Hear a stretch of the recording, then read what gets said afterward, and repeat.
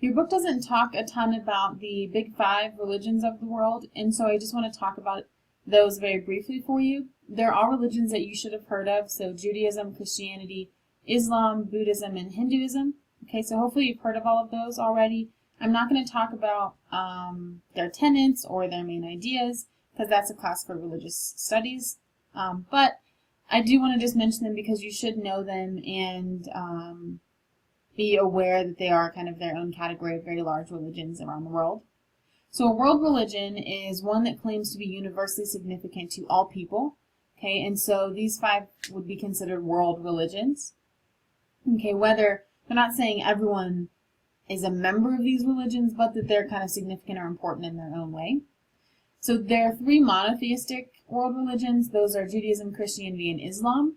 And all three of those actually became state religions where the message and ritual are supported by the government or supported the government of the state or the government at the time.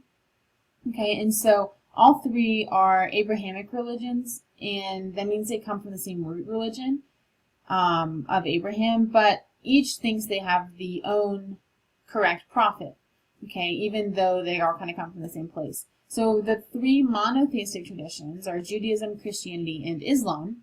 That would leave Hinduism and Buddhism for the polytheistic systems, okay? And so in these systems, you've got religious specialists and political leaders that maintain this a kind of cosmic and also a social order.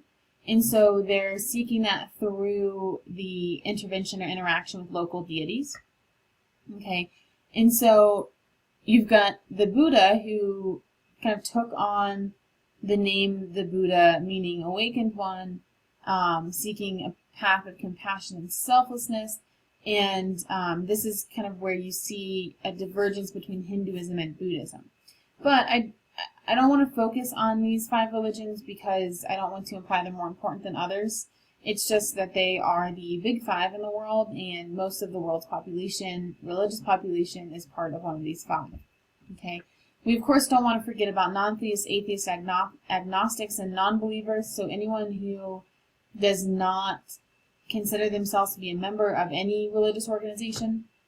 And so these people can be considered non-religious or lacking supernatural belief, but keep in mind that even if you're not identifying with a specific world religion or other smaller, less populous religion, I should say, that doesn't mean you're failing to derive meaning or purpose. So a lot of times, non-theists, atheists, agnostics, or non-believers, or those who consider themselves non-religious, will derive meaning from natural symbols and create their worldview this way instead of through religious teachings.